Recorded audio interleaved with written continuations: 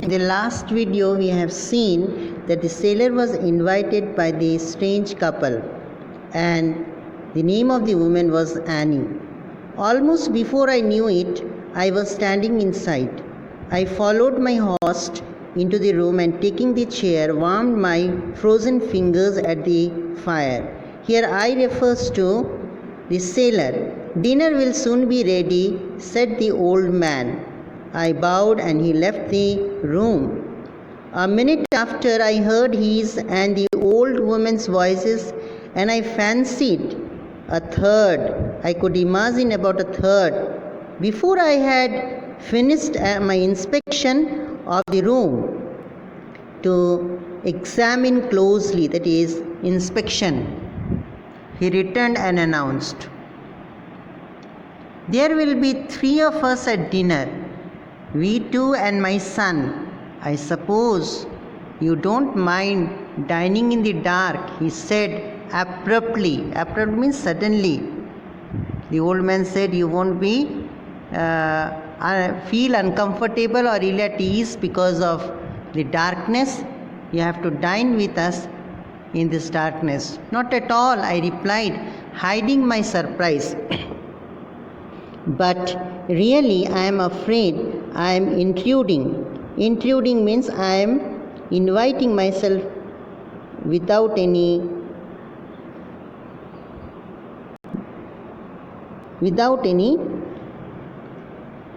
permission.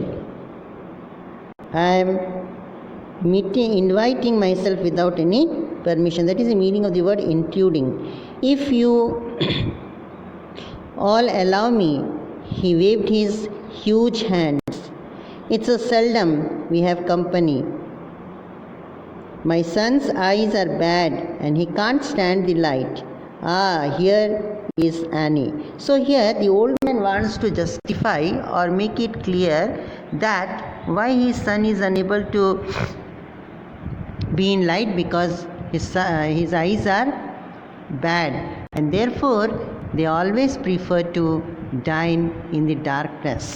The old woman entered and began to lay the cloth, while my host, taking a chair the other side of the fireplace, sat looking silently into the fire.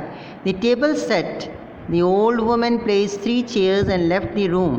The old man rose from his chair, placed a large screen in front of the fire, and slowly extinguished, means put off, the candles. "Blind man's holiday," he said, and groping his way, feeling his way with his hands to the door, opened it. Somebody came back into the room with him and took a seat at the table.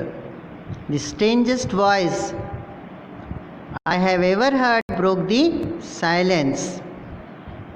"A cold night," it said slowly. "Yes," I replied. "It was somewhat difficult eating in the dark, and it was obvious from the behavior of my invisible companions that they were not used to dining under such circumstances as I was." We ate in silence until the old woman came into the room with some sweets. "Are you a stranger here?" inquired the curious voice again. I replied in the affirmative.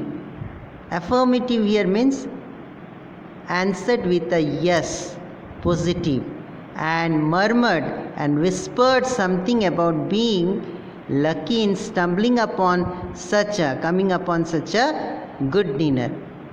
There was something so strange about the whole business. I could see a pair of wild eyes shining like a cat. So the wild eyes were eyes of that person is shining like a cat. With a growing sense of uneasiness, I pushed my chair back. It caught the rug, and in my efforts to untangle or to free oneself from getting tangled, the screen in front of the fire fell over with a crash, with a loud noise. Crash. In the flickering light, unsteady light, flickering light of the fire, I saw the creature. I saw the face of the creature. I saw the face of the creature opposite, man or beast. Which was it? In the mere red glow of the fire, the face looked more devilish than before. I beg your pardon, said I. Who is I here? The sailor. But I have accidentally overturned the screen. Allow me to replace it. No, said the old man gently. Let it be. We have had enough of the dark. I shall give you a light. He struck a match and slowly lit the candle. And what happens, we will see next. The old man lit the candle. What happens, we will see here. Then I saw that the man opposite had a gaunt, red face with only one eye. Gaunt means thin and bony.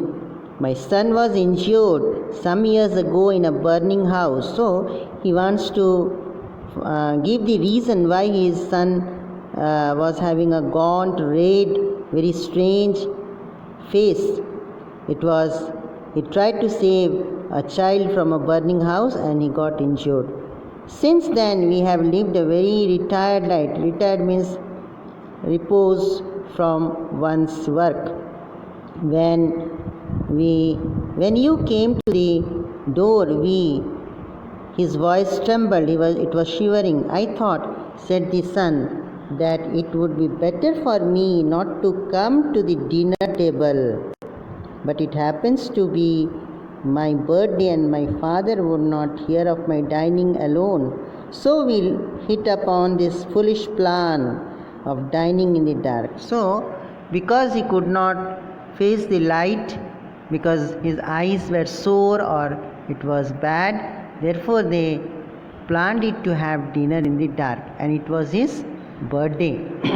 I am sorry I startled you, I surprised you or astonished you. I am sorry, said I, as I reached across the table and gripped his hand to hold tightly, that is, gripped his hand, that I am such a fool, but it was only in the dark that you startled me.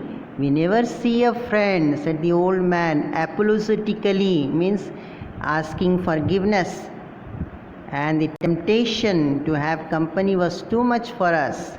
We were tempted to dine in the company of people.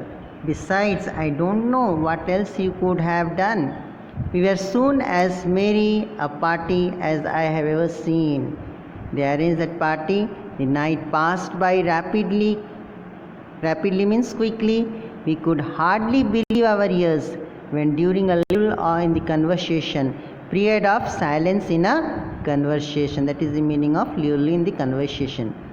The clock in the hall struck 12. It was 12 o'clock. A last toast before we retire, said my host, the old man.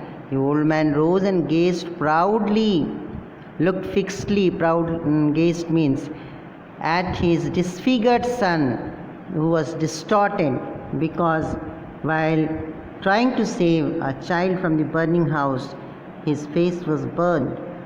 To the health of the children my boy saved. To save that or to rescue that child, my boy saved, he said.